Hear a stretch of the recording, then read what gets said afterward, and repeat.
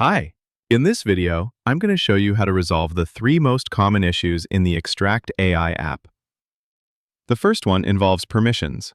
You need to make sure that you are a board member with owner status. Look for the blue crown on the board to confirm you have the authority to trigger Extract AI. To resolve this, click the Revoke button at the bottom. From there, simply rerun the authorization. Once this is done, you should be good to go, and the permission issues on your account should be resolved. The second issue is that the AI block might be turned off. You need to ensure that the block you are using is actually enabled. Simply mark it as active so the toggle turns blue.